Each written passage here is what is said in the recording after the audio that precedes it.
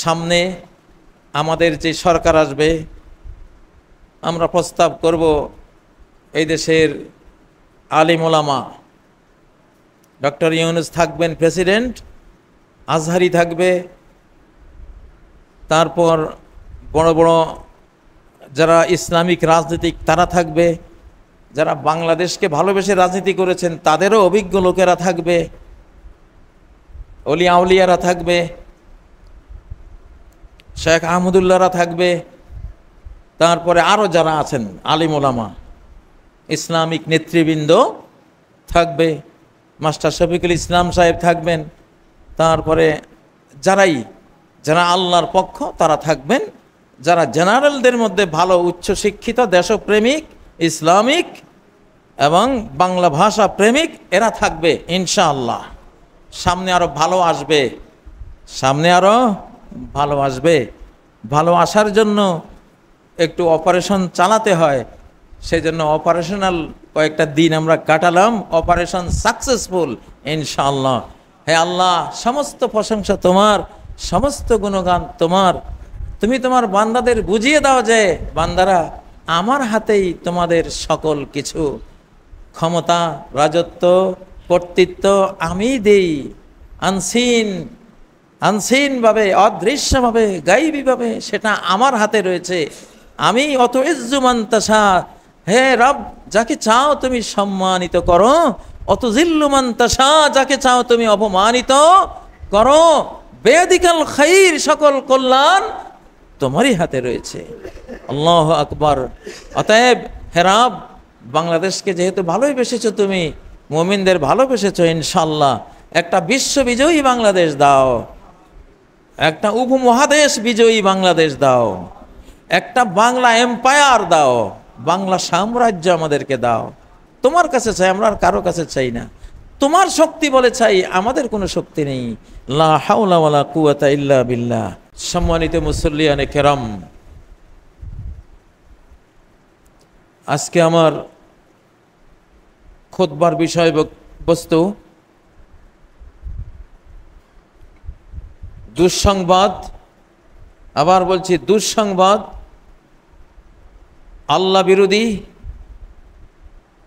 মুসলিম বিরোধী, বাংলাদেশ বিরোধী ষড়যন্ত্রকারীদের জন্য।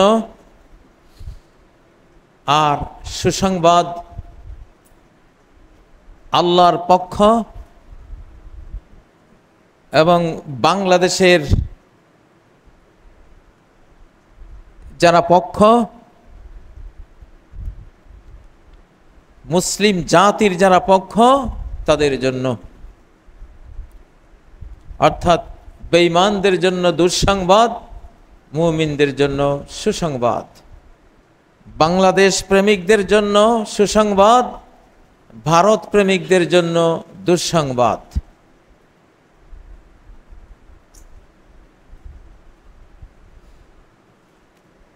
সম্মানিত মুসল্লিয়ানে কেরাম, মুমিনদের কাজেই তো হলো দুঃসংবাদ আর সুসংবাদ দেয়া। সমগ্র নবী রাসূলগণকে আল্লাহ তাআলা এই দুটি দায়িত্ব দিয়ে প্রেরণ করেছেন। সারা কোরআনে আপনারা পড়েছেন বাশীরাও ওয়া নাযীরা, সুসংবাদদাতা আর দুঃসংবাদদাতা। মুমিনদেরকে সুসংবাদ দেন, বেঈমানদেরকে সতর্ক বার্তা দেন, দুঃসংবাদ দেন। নবীজি সম্পর্কে তো আল্লাহ বলেছেন ওয়ামা আরসালনাকা ইল্লা মুবাশশিরাও ওয়া নাযীরা, তোমাকে তো আমি এই দুটো দায়িত্ব দিয়ে প্রেরণ করেছি যে তুমি যারা আমার বান্দা হবে, মুমিন হবে, তাদের সুসংবাদ দেবে, আর যারা বেঈমান হবে তাদের দুঃসংবাদ দেবে, সতর্ক করবে। প্রিয় বন্ধুরা, যেই মুহূর্তে আজকে খুতবায় দাঁড়িয়েছি, এই মুহূর্তের পূর্ব মুহূর্ত পর্যন্ত অনেক বড় একটা সুনামি বাংলাদেশের উপর দিয়ে বয়ে গেছে। অনেক বহুরূপী চক্রান্ত ষড়যন্ত্র বয়ে গেছে। সেই চক্রান্তের বেহাল দশা, তার ডিজাস্টার ধ্বংসযজ্ঞ কেমন হয়েছে এটা বুঝাবার জন্য আমি কোরআন থেকে দুটো আয়াত তেলাওয়াত করেছি, এবং এই আয়াত দুটো আধ্যাত্মিক ওয়ার্ল্ডে, স্পিরিচুয়াল ওয়ার্ল্ডে, ইমানের যে স্পিরিচুয়াল জগৎ আছে, ইমানদারের যে আধ্যাত্মিক জগৎ আছে, ইমানদারের যে মনোজগৎ আছে, এই দুটি আয়াত সেখানে পাঠ করা হয়েছে বাংলাদেশের আজকের এই প্রেক্ষাপটে। তো দুটো আয়াত নেব সূরা আল ফুরকান থেকে, 22-23 নম্বর আয়াত। يوم يرون الملائكة لا بشرى يومئذ للمجرمين। ইয়ৌমা, যেদিন, ইয়ারাউনা, তারা অর্থাৎ দুশ্মনরা বা যেই কেউ দর্শকরা যেদিন দেখবে আল মালাইকা, মালাইকাগণকে, ফেরেশতাগণকে, আল্লাহর নুরানি বাহিনীকে যখন তারা দেখবে যে তারা পৃথিবীতে এসে গেছে, অথবা আখিরাতে যখন দেখবে, দুনিয়াতেও তো দেখবে, আখিরাতেও দেখবে, যখনই দেখবে যে কোনো কাজে ফেরেশতা অলরেডি ইনভলভ, জড়িত হয়ে গেছেন, তখন একটা বিশাল মেসেজ বুঝতে হবে সবাইকে। সেই মেসেজ যে বা যারাই পরিবেশন করুক না কেন, বাকিদের মনে করতে হবে লা বুশরা ইয়াওমাইযিল লিল মুজরিমিন, অপরাধীদের জন্য আর কোনো সুসংবাদ নেই। ফেরেশতা এসে গেছে, অ্যাঞ্জেল ফোর্স, আল্লাহর মালাইকা ফোর্স, ফেরেশতা বাহিনী এসে গেছে। দেখনেওয়ালারা দেখেছে, যাদেরকে আল্লাহ দেখান তারা দেখেছেন, অবশ্যই দেখেছেন। ফেরেশতা এসে গেছেন অলরেডি। অতএব লা বুশরা ইয়াওমাইযিল লিল মুজরিমিন। মুজরিমিন, মুজরিমিন কারা? কোরআনের ভাষায় বেঈমানকে বলা হয় মুজরিম। যার ঈমান নাই, সে চুরি, চামারি, ডাকাতি, জিনা, খুন খারাপি কিচ্ছু না করলেও সে ক্রিমিনাল, অপরাধ। জগৎ স্রষ্টা, জগৎ মালিককে স্বীকার করে না, এর চেয়ে বড় ক্রাইম আর কি লাগে? এর চেয়ে বড় অপরাধ তো দরকার নাই। সে মহাজাগতিক ক্রাইম রিপোর্টের মধ্যে তার নাম উঠে গেছে, ক্রিমিনাল হিসেবে নাম উঠে গেছে। হয়তো আপনারা ভাবতেছেন যে এটা কেমন কথা, ঈমান নাই তাই বলে সে ক্রিমিনাল, অপরাধী। অপরাধী আল্লাহ তাআলা যারা পুণ্যময় মানুষ, যারা অপরাধহীন মানুষ, গুড ডিডস, যারা গুড ডুয়ার্স, ভালো কাজ করেনওয়ালা, তাদের নাম দিয়েছেন মুসলিম। এখন মুসলিমের বিপরীত শব্দটা কি এটা বুঝলে আপনারা বুঝবেন যে ইমানদার না হওয়া মানে সে ক্রিমিনাল, সন্ত্রাসী, সে জঙ্গি। সে সন্ত্রাসী, সে জঙ্গি, সে ক্রিমিনাল। ইমানদার না হওয়া মানি সন্ত্রাসী, মুসলিম না হওয়া মানি জঙ্গি, মুসলিম না হওয়া মানি টেরর, মুসলিম না হওয়া মানি অপরাধী। দলিলটা নেন, সূরা আন-নূন, নাম শুনেছেন, 35 নম্বর আয়াত। 35 নম্বর আয়াত। আফানাজআলুল মুসলিমিনা কাল মুজরিমিন, আফানাজআলুল মুসলিমিনা কাল মুজরিমিন। আমি কি মুসলিমদেরকে মুজরিমদের মতো করব? মুসলিম এক জিনিস, সে আমার কাছে নিরপরাধ, তার 7 খুন মাপ, তার সমস্ত গুনাহ মাপ। সে পৃথিবী ভরা ক্রাইম করলেও তার ইসলামের বরকতে আমি তারে ক্ষমা করে জান্নাত দিয়ে দেব, কারণ সে আমার। সে আমার। সে ভুল করলেও রাইট সাইডে ভুল করেছে, অ্যাক্সিডেন্ট হলেও রাইট সাইডে অ্যাক্সিডেন্ট হয়েছে, লিগ্যাল সাইডে সে অ্যাক্সিডেন্ট করেছে, তার ক্ষমার ব্যবস্থা আছে। আফানাজআলুল মুসলিমিনা কাল মুজরিমিন। বিশ্বজাহান যার, মহাবিশ্ব যার, তিনি বলছেন মুসলিম মুজরিম। যে মুজরিম সে মুসলিম না, যে মুসলিম সে মুজরিম না, যে মুসলিম সে টেরর না, যে মুসলিম সে জঙ্গি না, যে মুসলিম পৃথিবীতে সে অশান্তি সৃষ্টিকারী না, বরং তার মতো মুসলিম আছে বলেই তোরা বেঈমান না খাস, তোরা বেঈমান না ঘুরে বেড়াস। একজন মুসলিম কালেমা পড়া যদি পৃথিবীতে না থাকে, গোটা পৃথিবীতে কিয়ামত হয়ে যাবে। লা তাকুমুস সাআ হাত্তা লা ইউকাল ফিল আরদি লা ইলাহা ইল্লাল্লাহ। একজন মুসলিম যে কালেমা লা ইলাহা ইল্লাল্লাহ পড়ে, যেদিন সে থাকবে না, মহাপ্রলয় হয়ে যাবে।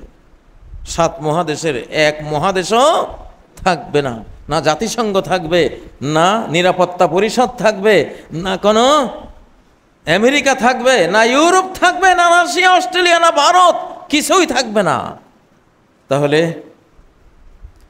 আফানাজআলুল মুসলিমিনা কাল মুজরিমিন, মুসলিমদেরকে যারা জঙ্গি বলো, আর টাইম নাই তোমাদের, সাবধান হয়ে যাও, বেঁচে যাও। আকাশের প্রহার থেকে আকাশের শাসনদণ্ড নেমে আসছে, শাসনদণ্ডধারী ফেরেশতা নেমে গেছে অলরেডি, দেখনেওয়ালারা দেখতে পাচ্ছে, সাবধান হয়ে যাও। আফানাজআলুল মুসলিমিনা কাল মুজরিমিন। তাহলে মুসলিম শব্দের বিপরীত কি? মুজরিম। মুসলিম মানে কি? আল্লাহতে আত্মসমর্পণকারী, শান্তিপ্রিয় একটা মানুষ। জগতের জন্য শান্তি, পরিবারের জন্য শান্তি, নিজের অভ্যন্তরে শান্তি, দেশের জন্য শান্তি, যে মহাদেশে থাকবে সেই মহাদেশের জন্য সে শান্তি। আর মুজরিম যে মুসলিম না, স্রষ্টায় যে ঈমান আনেনি, স্রষ্টার কোরআন, স্রষ্টার নবী মুহাম্মদকে যে মানেনি সাল্লাল্লাহু আলাইহি সাল্লাম, সে হলো মুজরিম। সে যে আল্লাহর ইসলাম ধর্ম কবুল করে নাই, নবীকে মানে নাই, তার আর কোনো অপরাধ করা লাগবে না। সে ফেরেশতার মতো লোক হইলেও সে মুজরিম, সে ক্রিমিনাল, সে অপরাধী। সে চাই মাদার তেরেসা হোক, চাই সে যে মন্দ সেই হোক, আল্লাহ দেখবেন ইসলাম কবুল করেছো কিনা। আশহাদু আল্লাহ ইলাহা ইল্লাল্লাহ ও আশহাদু আন্না মুহাম্মাদার রাসূলুল্লাহ পড়েছো কিনা। পড়ো নাই, মাদার তেরেসা হয়েও লাভ নাই, তোমার আরো কত কি হাতেম তাই হয়েও কোনো লাভ নাই, হেশাম ইবনে মুগিরা হয়েও লাভ নাই। আয়েশা সিদ্দিকা নবীজিকে জিজ্ঞাসা করেছিলেন রাদিয়াল্লাহু তাআলা আনহা, নবী সাল্লাল্লাহু আলাইহি ওয়াসাল্লামকে প্রশ্ন করেন যে হেশাম ইবনে মুগিরা জাহেলি যুগের 100 মানুষকে ঘোড়া উপহার দিয়েছে, গরিবকে 100 গোলাম আজাদ করেছে, আরো কত কি করেছে। ইয়া রাসূলুল্লাহ হাল ইয়ানফাহু যালিক ইয়াউমুদ্দিন, আখিরাতে এটা কি তাকে কোনো কাজে আসবে? নবীজি বলেন আসবে না, কারণ সে মুজরিম হয়ে মারা গেছে। মুজরিম যত বড় দাতা দানবীর হোক না কেন, ঈমান আনে নাই। লাম ইয়াকুল কাত্তু ইয়াওমান রব্বিগফিরলি খাতিয়াতি ইয়াউমাদ্দিন, নবীজি বলছেন একদিনও যদি বলতো হে রব আমার অপরাধ বিচার দিবসে ক্ষমা করে দিও, একদিন যদি বলতো বেঁচে যেত, কিন্তু নাই। তাহলে বাংলাদেশ নিয়ে গত কয়েকদিন যারা খুব চক্রান্তে মেতে উঠেছেন, ষড়যন্ত্র করেছেন, ভেবেছিলেন যে এসে গেছি আমরা, ফ্যাসিবাদীরা আবার এসে গেছে, ভারত বুঝি আবার জয়ী হয়ে গেছে। দুঃসংবাদ আপনাদের জন্য, সিরিয়াস দুঃসংবাদ। বিদায়, বাই বাই, আপনারা ইনশাল্লাহ বিদায় হয়ে গেছেন অলরেডি। ষড়যন্ত্রকারীরা বিদায় হয়ে গেছে। লা বুশরা ইয়াউমাইযিল লিল মুজরিমিন, ফেরেশতা যেহেতু নাজিল হয়ে গেছে পৃথিবীতে, অতএব অপরাধীদের, বেঈমানদের, মুশরিকদের, শিরিককারী বা শিরিককারীদের, তলবিতলবা বহনকারীদের কোনো সুসংবাদ নাই, শুধু দুঃসংবাদ। ওয়ায়াকুলুনা হিজরাম মাহজুরা, ফেরেশতারা বলবে হিজরাম মাহজুরা, হারামান মুহাররামান আলাইকুমুল ফালাহ, আজকে সাকসেসফুল হওয়া, আমরা এসে গেছি আল্লাহর ফোর্স, আমরা থাকতে তোদের সাকসেসফুল হওয়া, বিজয়ী হওয়া, হিজরাম মাহজুরা, হারামান মুহাররামান, পুরাপুরি কমপ্লিটলি নিষিদ্ধ, অবৈধ, ইলিগাল, অসম্ভব, অবাস্তব। দিলাম ইনফরমেশন। এই কয়দিনে যা হয়েছে দুইয়ে দুইয়ে চার বলে দিলাম কোরআন দিয়ে। আমি এই আয়াত আধ্যাত্মিক ওয়ার্ল্ডে বলা হয়েছে যে হ্যাঁ এই ঘটনার পরিণতি এই। 23 নম্বর আয়াতটা পড়ি। وَقَدِمْنَا إِلَى مَا عَمِلُوا مِنْ عَمَلٍ। আল্লাহর কিছু বান্দারা জানতে চেয়েছেন, আচ্ছা এই যে বাংলাদেশ নিয়ে এত ষড়যন্ত্র হলো, তুমি কি বলো, তুমি কি করেছো বা কি করবা? এটা জবাবটা এই আয়াত দিয়ে দেয়া হয়েছে। কি জবাব? যে ওরা যা করেছে ষড়যন্ত্র, কাদিমনা ইলা মা আমিলু মিন আমল, তাদের সকল কর্মের দিকে আমি এগিয়ে গেলাম। এগিয়ে গিয়ে আল্লাহ বলছেন আমি এগিয়ে গেলাম। ফাজআলনাহু হাবাআম মানসুরা, তাদের সব কর্মকে আমি উড়ন্ত ধুলিবালি বানিয়ে দিলাম। মুলি বেড়ার ফাঁক দিয়া সূর্য উঠা অবস্থায় তাকালে দেখা যায় হাজার হাজার কোটি কোটি বালু নড়াচড়া করে। এগুলিকে আরবিতে বলে হাবা মানসুরা, হাওয়ায় উড়ন্ত ধুলিবালি। এই যে গত কয়দিনে কত চক্রান্ত হয়েছে, আলহামদুলিল্লাহ এগুলি হাওয়ায় উড়ন্ত ধুলিবালির মতো আল্লাহ উড়িয়ে দিয়েছেন। আল্লাহর মেসেজ। সূরা আল ফুরকান, সূরাটা কেমন? আল্লাহ জবাবটি দিয়েছেন যে আয়াত দিয়ে। সেই আয়াতের সেই সূরার নামটা আল ফুরকান, সত্য মিথ্যার পার্থক্য। সত্য মিথ্যার পার্থক্য হয়ে গেছে একটা, আলহামদুলিল্লাহ। فَجَعَلْنَاهُ هَبَاءً مَنْثُورًا। অতএব বাংলাদেশ বিরোধী ষড়যন্ত্র চক্রান্তকারীদের জন্য দুঃসংবাদ। ইউনূস সাহেবকে যারা ক্ষমতা থেকে উড়িয়ে দিতে চেয়েছেন, জঘন্য চক্রান্তকারীরা, ভারতের হিন্দুত্ববাদী সরকার, বাংলাদেশে থাকা তাদের দালাল্লা, আর ভুলা ভালা কিছু অন্য দলের লোকেরা, বেচারারা বুঝে না। আজকে আমি খুতবার বিষয়বস্তু বানাতে চেয়েছিলাম সুখে থাকতে ভূতে কিলায়, এটা শিরোনাম দিতে চেয়েছিলাম। হয়তোবা আল্লাহ ঘুরিয়ে দিয়েছেন যে না এত কঠিন দিও না, থাক, হয়তো ওরা সংশোধন হবে। এই ইন্টারিম সরকারটা দিয়া কিভাবে আমাদেরকে এবং এই দেশের আপামর যারা বাংলাদেশের রাজনীতি করে, দলের নাম নিচ্ছি না, তোমরা কতটা সেফ, কতটা সেফটি পাইছো? ফ্যাসিবাদের সময়টা ভুলে গেছো? এত অল্প সময়, এত অল্প দিনে ঘরে থাকতে পারত না? রাস্তা বের হলে গুলি করে লাশ ফেলে দিয়েছে রাস্তায়। হ্যাঁ, যেখানে পালিয়েছ সেখান থেকে বের করে এনে কি অত্যাচারটা করেছে, বস্তার ভিতরে ঢুকে পিটিয়ে পিটিয়ে পিটিয়ে, হ্যাঁ, ইঁদুর যেভাবে মারে মানুষ ওইভাবে মেরেছে। ভুলে গেছো? তোমাদেরকে তো মেরেছে, ভুলে গেলে এত তাড়াতাড়ি? ওই জন্য আজকে খুতবার বিষয়টা দিতে চেয়েছিলাম সুখে থাকতে ভূতে কিলায়, কিন্তু দিলাম না। ভালো হয়ে যাও। আমরা তো বলছি এটা আমাদের খেলা, এটা শতাব্দী, খেলাফতের শতাব্দী। খেলাফত যখন আসে মনোনয়ন ধারায় আসে। বাংলাদেশের প্রথম সরকার এটা মনোনয়ন ধারায় আসে, নির্বাচনী ধারায় আসেনি। এবং যেহেতু এটা ইসলামিক শতাব্দী, যেহেতু খেলাফত শতাব্দী, যেই আসবে জনগণের ধর্ম যেই মাত্রায়, সেই মাত্রায় তাকে ধার্মিক বানিয়ে আল্লাহ দিবেন। জনগণের ধর্মের মাত্রা বাড়বে, তারও ধর্মের মাত্রা বাড়বে। জনগণ যত ভালো হবে তারাও তত ভালো হবে। এইভাবে কিন্তু ম্যাচিং করা একটা সরকার আল্লাহ দিয়েছেন। এগুলিকে বরখাস্ত করা যায় না। নবীজি বলছেন মান বায়া ইমামান, কোন ইমামকে যে নিজের বাইয়াতটা দিয়েছে, এখানে বাইয়াত মানে তো আগের যুগে সমর্থন দিয়েছে।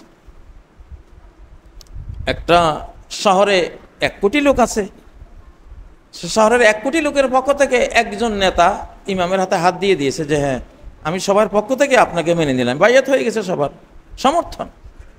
সমর্থন যে দিয়েছে, ফাআতাহু সাফকাতা ইয়াদিহি, তার হাতটা দিয়েছে, ওয়াসামারাতা কলবিহি, কেউ হাত দেয় নাই কিন্তু হৃদয়ের সমর্থনটা দিয়ে দিয়েছে। ফালিয়ুতিহু মাস্তাতা, যতটা পয়েন্টে তাকে তুমি আনুগত্য করতে পারো আনুগত্য করো। যেখানে দেখো তোমার ইসলাম ফলো হচ্ছে না, সেখানে আনুগত্যের দরকার নেই। কিন্তু হাজারো কাজ তো আছে যে ইসলামের সাথে দ্বন্দ্ব নেই, আনুগত্য করো। ফাইন যা আখারু ইউনাজিরুহু, যদি অন্য কেউ তার ক্ষমতা দখল করতে আসে, তাকে ক্ষমতাচ্যুত করতে আসে, ফাদরিবু উনুকাল আখার, যে ক্ষমতা দখল করতে আসবে তার গর্দান মেরে দাও। এই গর্দান মারার কাজ করেছেন এই 2-3 দিন অনেকেই। গর্দান মেরে দেওয়ার হুকুম আল্লাহর কাছ থেকে অলরেডি ওখানে পাশ হয়ে গেছে। এখন কিভাবে যে আল্লাহ কি করবেন, তাড়াতাড়ি ক্ষমা চান, ক্ষমা চান। এই হাদিসটা কিন্তু সহিহ, ইবনে মাজার 3210 নম্বর হাদিস, সহিহ হাদিস। সহিহ মুসলিমের 1844 নম্বর হাদিস, সহিহ হাদিস।